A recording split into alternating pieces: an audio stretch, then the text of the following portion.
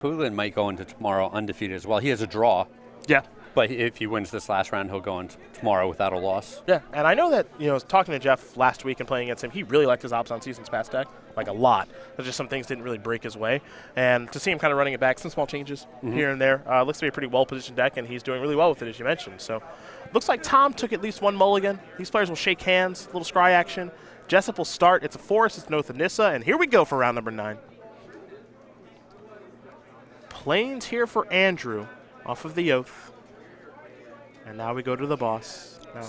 Some Ice Age lands for Jessup. Yeah, he likes his lands. He's a Dragon Hunter. That's lucky that Tom drew one of his few 1-drops. I'm very lucky, I agree. You got to be lucky to win. Something like that. Here's a Sylvan Advocate. Let's go Tom Ross's way. He'll draw a card. Picked up a Plains. The play now, it's a couple of 1-drops. Kythian and Expedition Envoy. Back to Jessup. Draw a card.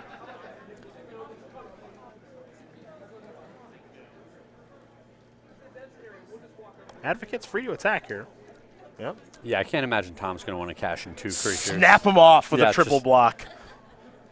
Jamoka's command, game ends immediately. I call.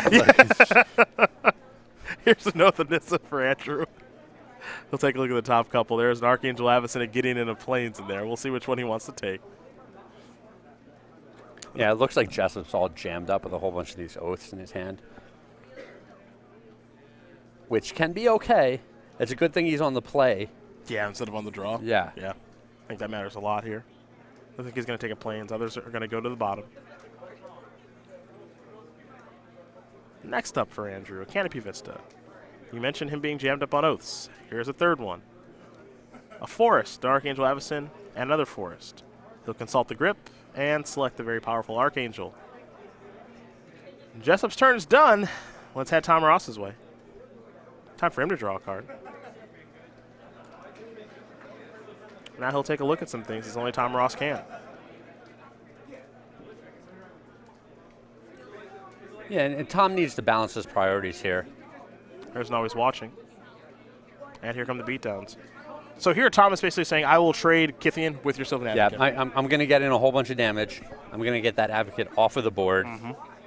Obviously he would like to have Kythian flip, but he has to balance his priorities. Back to Jessup we go. There's a Plains. Does he have a Gideon? The answer is yes. And this is right where Jessup wants to be. Yeah. Tom only has 2 creatures on the board.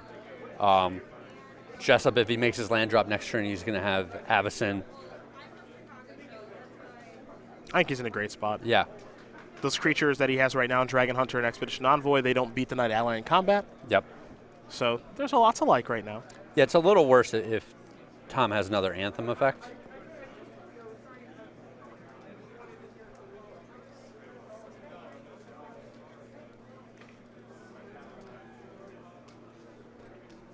But it doesn't look like he does by his body language. Yeah. Griff's Boon, however, that'll let him check the Gideon. Now it looks like Dragon Hunter and the Knight Ally will trade, and now the follow-up is Knight of the White Orchid. Search for a land. And now Town Gossipmonger. Okay. All right, and he's on empty now. Yep. So I suppose the hope right now is hope for no 5th land. Well, that's off the table. So that means that Avacyn is on the table here for, for Andrew Jessup, excuse me. Tom will draw. Drew an Anointer of Champions. Yeah, and this is an awkward spot where Tom kind of wants to take a turn off from attacking. But then if Jessup has Secure the Waste instead of deploying the Archangel Avacyn, yeah, it's bad news. Then Tom has to take another turn off from attacking the turn after that. If you're Jessup, you have to deploy. Yeah, I think he has to do something with his mana. There's the Archangel. And it gives him a ton of good redraws. If he draws a Hangerback Walker here and he can just flip that Avacyn right away. Yep. Oof. Clear up the entire board. Yeah. Now, Jessup does have another copy of Archangel Avacyn in hand. There's land 6. Here's Sylvan Advocate. And just pass the turn back.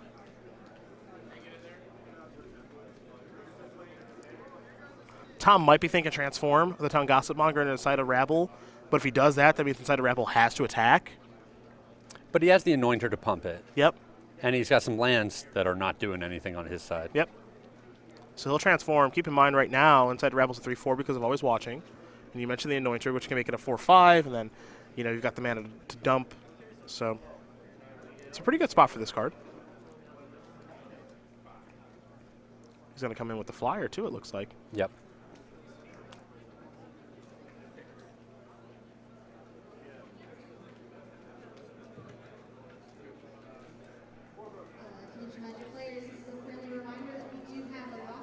I like the stack by Tom. Obviously, it's partially forced. Yes. But at the same time, the longer you go, the worse it gets, I think. Yeah. I think he's forced to make some attacks, try to get some stuff off of Andrew's board. But this is also kind of fortunate for Jessup here, because he's got the other angel in his hand. So he's willing to play into trading his angel. Mm-hmm.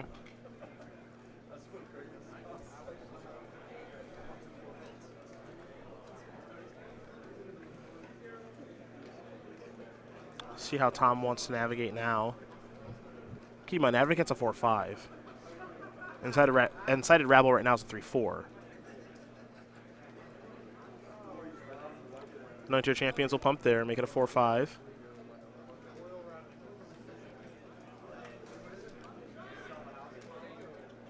Interesting.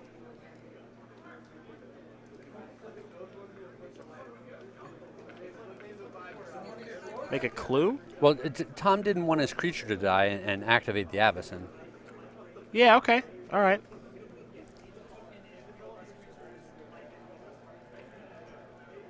You know, he had the option of using the fire-breathing ability, pump up the Incited Rabble. Yep. But he just didn't want the Avacyn to flip. Yep. Here comes Advocate, maybe. And it looks like Jessup has drawn a Hangerback Walker. I think he has, yeah. So what happened that turn is Sylvan Advocate blocked Incited Rabble. Yep. Tom didn't pump enough to kill it because he didn't want Avacyn to transform. He pumped it with the Anointer, so there are 2 4/5s just bouncing off of each Correct. And then the flyer, the Expedition Envoy, that's a 4-power creature. Archangel Avacyn didn't block that. Correct. Because Jessup is prioritizing the fact that Archangel Avacyn is very important right now. Yeah. So it looked a little strange, but it makes a little more sense now. Tom's follow-up there was play 3-man Inspector, craft the clue, draw a card, play another 3-man Inspector, which is what he drew. Now here is Hangerback Walker for 0, which can transform the Archangel Avacyn. Tom's going to lose a bunch of stuff. Understatement, yeah. Yeah. And take 3 as well. Now he'll draw a card. Thalia's Lieutenant is a little late.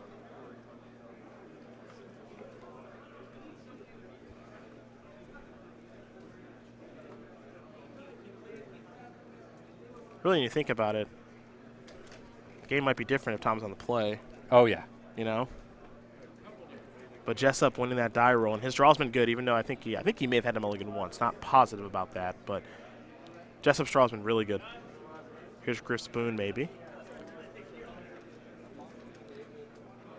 Yeah, Griff Spoon doesn't get him anywhere. Nope. Currently a 3/4 Incited Rabble. Griff Spoon would make it a 4/4 flyer. Yeah. Avacyn the Purifier would eat that alive. Well, now he's staring down this bigger angel. Mm-hmm. And it looks like Tom's best play is attack with the Rabble and then pump it twice to trade with something. Sure. Okay, play this and pump it once. Same thing. Yeah. Which is still not a great spot to be in. Yeah. Oh, another Archangel Avacyn. I think we might be done here. Yeah. Triple block. Safest block. I mean, nothing can really go wrong there, Yeah. but safest block. All the creatures are indestructible after all. Sacrifice a clue. Play a plains, pass the turn back. I like it. Tom's not done yet. Make him earn it, Tom. That's right. Jamoka's command, kill that, kill you, is what Andrew Jessup is going to do. He's currently up a game here over Tom Ross. Green-white tokens up a game over white-red humans. You do see the difference between play and draw there a little bit. Yeah. But green-white is a really good deck, obviously. But I think if Jessup is on the draw there, he might get run out before he has the time to do everything that he did. Yeah, potentially the Kithian that just traded flips instead. Yep. You know, it's a different game. Yeah, it might be a different game. So we're going to go to the sideboard here, and I'm curious to see what Ross does do. So 4 Needle Spires, 4 Reckless Bushwhacker, 2 Gideon Allies, Zendikar, 2 Stasis Snare, a Secure the Waste, a Grifspoon, and a Silk Wrap. So to me, Grifspoon's really good. Yes. Flying is really powerful. I don't know how much removal you want. I don't know if you want to go to the Bushwhackers here. Yeah, if he expects the board to kind of get gummed up against these Slamhole Pacifists, backed up by some Wrath of God effects like Planar Outburst, then he might want to bring in the Needle Spires and the Bushwhackers and maybe the Gideon Ally of Zendikar as well. On the other side of things here for Jessup, he's got 2 Lambhole Pacifists, a Den Protector, 2 Nissa Vastwood Seers, Linvala the Preserver, 2 Declaration Stone, 2 Stasis Snare, 3 Planar Outbursts, 2 Secure the Waste. A lot of options. Which ones do you like the best? I do like the Lambhole Pacifist a lot. I mean, we saw how good the 2/3 was coming down on turn 2, so 3/3 very similar. He just wants more redundant copies of big creatures on the early turns. The Planar Outbursts are must-adds, and the Linvala the Preserver can just be backbreaking in the mid-game. Yeah, Linvala, if Andrew's able to get to it Yeah. and cast it, because his life totals are clearly going to be lower, Yes. it's really hard for humans to come back from. You get a flyer, potentially 2 flyers, Yeah. which is really nice because now Grifspoon isn't such an annoyance. Yes. And then those flyers will probably take it home for you. Yep. So really, really good card in this matchup. Tom Ross on the play for game number 2. We'll see if he can come back here and force a game number 3. In the meantime, we're going to talk about the pre-release that will be taking place for Eldritch Moon. But we changed it up a little bit. So the pre-release will be taking place July 16th and the 17th at the Star City Game Center in Roanoke, Virginia. And normally we have our limited edition playmats only available at the Star City Game Center for our pre-release on July 16th and the 17th. But now we've opened that up to other stores. So other stores have gotten involved, and they have access to Eldritch Groove featuring Lily Lama Vess. Get it? Explain it. No. Okay. Limited edition playmat available at participating stores. Go.starcitygames.com/pre-release. You can find out which stores are participating. Get your hands on this sweet playmat as well. It's being a pretty popular promotion. I know a lot of people like those playmats, but not everyone can come to Roanoke for the pre-release, obviously. Well, yeah, that's just it. You guys always have really cool playmats for the pre-releases. Yeah. And every couple of months we talk about how you can get this playmat by playing in the Star City pre-release. Yeah. That's kind of a pretty exclusive pre-release. It is. It is. Not a lot of people get on an airplane to go pre-release. No, not everybody. So getting these playmats out to more players, I think that's awesome. Yeah, more players, more stores. I think a lot of people are looking forward to that. So take part, and we'll be able to keep doing that kind of cool promotion for Eldritch Groove featuring Lily Lama Vess. Andrew Jessup up a game, so we'll learn a little bit more about him really quickly as these players will shuffle each other's decks. Member of Team MetaGameGurus.com, 20 years old from New York, 4 open top 8s. Only member of Team Metagame Gurus without an open win. He's lost 3 times in the finals, most recently in Indy, where he lost to his teammate, Peter Ingram. Yeah. Brother Danny, as we all do know, former really competitive baseball player, really good one, too, before an injury. So this is how he kind of satisfies his competitive outlet. And 20, really young. Not as young as Aaron Sorvelis, obviously, but both those young kids, really good. Yeah. Really, really good. And part of the key of doing well at Magic is to have other good players around you. Absolutely. So he couldn't be positioned any better than he is. Now, this is what things would have looked like, I think, in Game 1. Yep.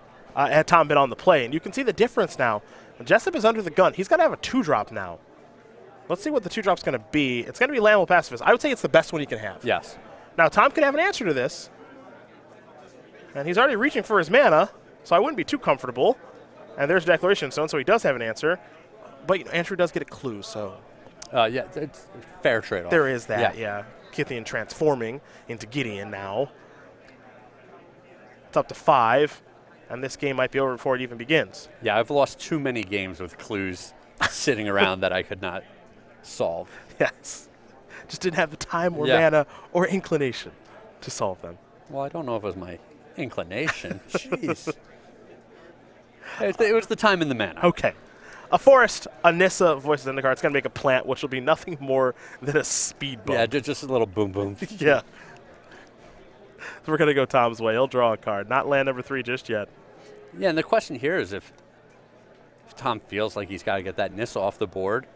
I mean, Andrew's just already at 12, so maybe he can just keep powering through and go after the life total. See, that's the thing that is, I think, difficult when you're playing against green-white, because Nissa's powerful. Yeah. But but it's not that powerful that you have to kill it. Yeah. So how annoying is this right now? It's going to turn out like another plant that's going to be a speed bump. None of my creatures have trample. Doesn't appear as though Tom has Griffspoon just yet. So am I supposed to say, all right, everything at Nissa? And then if that's the case, Jessup might just say, okay, no blocks, get my plant around. You know? Yeah. So we'll see where these creatures are attacking. We're going to get some blocking here.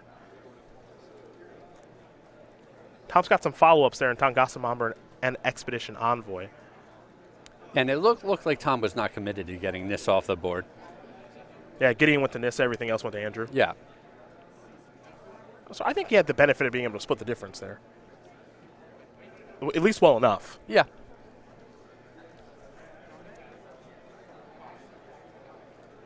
There's a forest. This, Sylvan Advocate. Here's a plant. And pass a turn back with mana open for Dromoka's Command if Jessup has one. Plains to draw here for Ross. That's a 3rd land for Always Watching.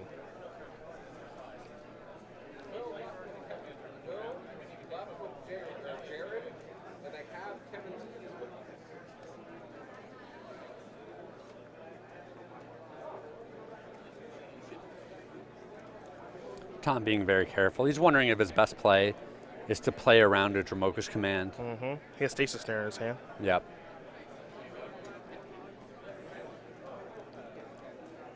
Jessup's done at least, even though he's getting his teeth kicked in, Yep. he's done at least a nice job of keeping up appearances. Sure. Don't know if he has Dromoka's Command or not. And now, okay, so it's kind of the same question as last turn. Where do you attack? And is he only attacking with Gideon? Yep. Wow.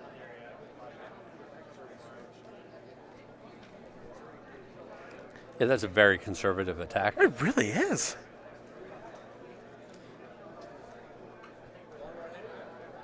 I'm like shocked by that attack. Yeah, it was probably worth it for Tom to just trade one of his 2/1s to get a whole bunch of damage in there. Okay. And if Jessup goes for a Dromoka's Command, he's got him blown out. Yeah, with the snare? The snare, yeah.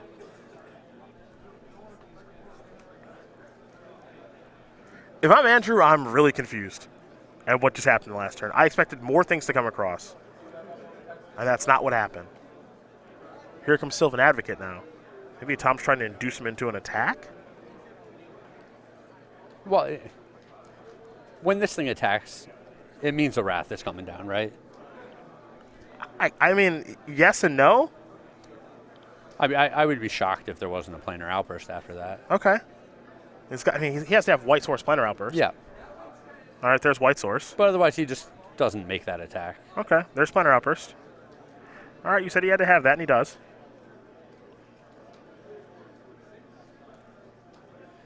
And Tom just got max punished for his very conservative attack. He really did. He really, really did. There's a plant token. And, there's nothing exciting about Stasis Snaring a plant token here. Yeah.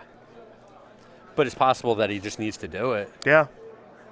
Yeah, and you said max punish. That's exactly what just happened. Yep, there's Stasis Snare. Yeah, a little smile there from Ross. He'll draw now. Got him. Yeah. Didn't draw what he was looking for. Jessup got max punished for making a token. Here's what I was watching. Gideon's going to get a little bit bigger. I think Tom's just going to go after Jessup. He is. I think he's putting himself in a position to draw a Griffspoon. Griffspoon, yeah. Yeah. Just hope that the other guy doesn't have Avacyn or whatever he needs to have there, because next turn that Nissa is going to ultimate. Yep. Gain a bunch of life, draw a bunch of cards, and the game's over. Yeah, that's it. And with the way Jessup played his turn so quickly, of just make a plant, play a land, say go. It just screams Avacyn. He didn't even think about casting anything else. Yeah, just screams Avacyn right now. He probably just does nothing. You think he's just fresh out? Yeah. Yeah.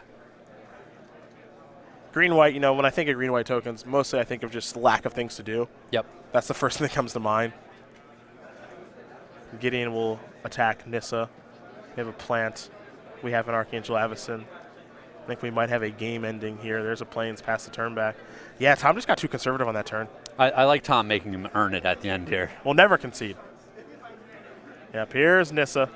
Take a look at that Planeswalker. It's ultimate. We don't get to see it very often, but kaboom! You gain X life and you draw X cards, where X is the number of lands you control. So I'm going to gain 6, draw 6. Well, yeah, he got to chump block repeatedly with plants, saving himself a whole bunch of life total, and then drew 6 cards and gained 6 life. You know, for the cost of 3 mana, this thing just did everything. It did everything you could ask for it to do. Yeah.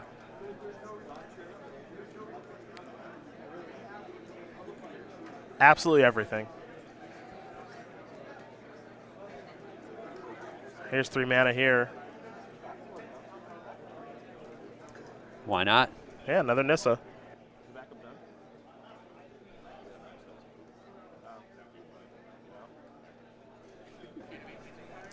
Yeah, it looks like Jessup's he's starting the engine. What's the engine exactly? Is it the Nissa kill you engine? Yeah, it's just starting to rumble around. He actually took out, and I like this, just take out that Planeswalker. There's so little that he can lose to at this point. Yeah. Because now a lot of Tom's draws are bad. Yeah. That's a thing. And you hate to have Tom draw like another Stasis Snare and then you just don't have the Avacyn on the board anymore. Yep. But these are the kind of cards that Tom will draw now, like Anoint Your Champions, Expedition Envoy, Dragon Hunter, just a lot of nonsense. And Andrew's draws, you know, his non-land draws are all absurdly powerful. Yeah. He just drew a copy of Jaroka's Command, which is insane on this board. He's got Stasis Snare in his hand. Like, basically every creature he draws is good. If green-white is able to get its footing during a game, it's very hard to beat, especially in this matchup. So Stasis Snare is dead. Jaroka's Command allowed Archangel Avacyn to fight. Jessup wanted his plant back, but that's not how it works. No, it's not coming back. He's just going to have to make another one with his active Nissa. Poor guy. There's a Westvale Abbey. I think we're going to see a Gideon now. Yep. And this game is exactly why the Lambhole Pacifist is so good for this deck. It's so important. You just need to make sure you live through those first couple of turns and have a guy that trades with the opposing guy. Yep. It's so important. 3-man Inspector. Sacrifice a clue, play a knight, search up a land. I'm Andrew Jessup. I don't really care much about anything that you're doing. Yeah. All those cards are cool, but here's your Jaroka's Command. Yeah, he's saying, I'm going to activate my Gideon, I'm going to tick down my Nissa, and I'm going to take out both of your guys, and I'm going to deal you 40,000 damage. And that's exactly what he would have done, but Tom Ross does extend the hand.